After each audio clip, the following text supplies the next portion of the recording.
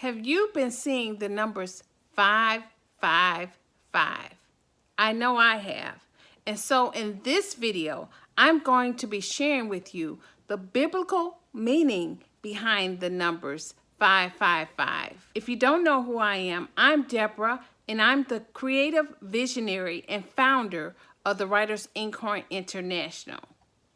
The Writers Incorn International is an educational website that provides resources to help you unlock the power of the Writers Incorn. This channel was created to provide you with various educational teachings in regards to the topics of prayer, prophecy, and the scribal pen. We also talk about current and end-time events. So enough said, let's talk about these numbers. Now, I've been seeing the numbers 555 for the last 2 weeks almost every day, ever since the presidential election took place. I've been seeing these numbers. And whenever you see numbers consistently, that is God's way of saying He wants to share something with you. He's trying to get some information to you.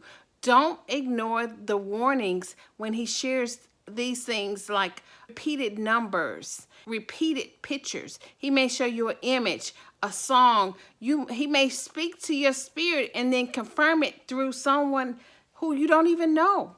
These are ways that God speaks to us. So what does the number 5 mean? The number 5 is associated with grace, favor, and mercy.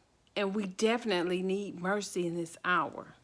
The repetition of the number 5 intensifies the significance of its meaning. It is believed to be a symbol of change or transformation. And the number 5 represents God's grace. Therefore, the repeated number 555 represents the abundance of God's grace and mercy in times of change or transformation.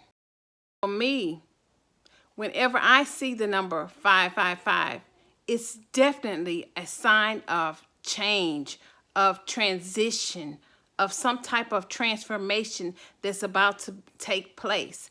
Sometimes it's in my life personally, but because I'm seeing this repeatedly, I believe it's more on a global basis.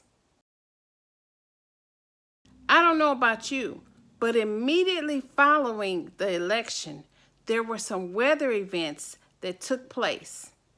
I'll go into that at a different time. But for now, let's talk about the numbers 555. In the King James Version, the word 5 is mentioned exactly 3 times in the book of Revelation. The first 2 deal specifically with one of God's punishments toward unrepentant humans. The punishment is considered the first of 3 prophetic woes. Those 2 woes are mentioned in Revelation 9, verse 5 and 10.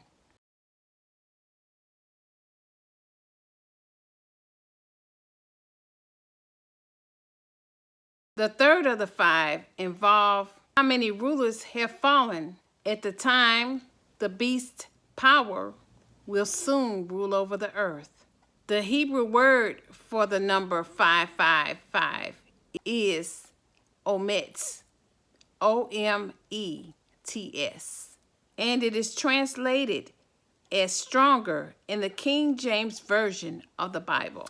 We are living in some unprecedented times. We are living, I believe, in the end times. There's a lot taking place globally. The weather is unusual, and there are many storms that have taken place. So the prophetic message in this is that God is sharing with me that there's about to take place and that it has already started a lot of change, great change. And may His grace and mercy cover His people in this hour. For the wicked will not go unpunished. I pray that this message does not stir up fear in you, but that it causes you to turn, to repent, to seek God's face like never before, to get in his word, to pray. For God has not given us a spirit of fear, but of power and love and a sound mind. Get in his word. Play the Psalms and the Proverbs. Get anchored and rooted in God. And if you're not living righteously in this hour, turn, which means make a complete 180-degree turn. Do not go backwards. Turn and seek God's face. Humble yourself before God. I believe that we are living in a time where the fear of the Lord has entered into the earth. We cannot afford to connect with people who want to argue about various events or various things, for it is God who sets up kings and God who takes them down. We have to get our spirits anchored in the word. We have to look at God and not man. I pray that this message blesses you and that you begin to look at around you in your environment and take note of what God is doing. We have entered a time of change, great change, but God's mercy and his grace is sufficient, and he will cover us, and he will protect us, and he will deliver us from the hand of the enemy as we position ourselves in prayer. Do not be afraid. Look up, for our redemption draws nigh. If you like messages like this, be sure to like, subscribe, and turn on your notification. And if you're interested in my quick guide to the biblical meaning of numbers, I have linked a copy of where you can find it in the description below. Choose God, my friend. Signing off from the Writer's Inkhorn.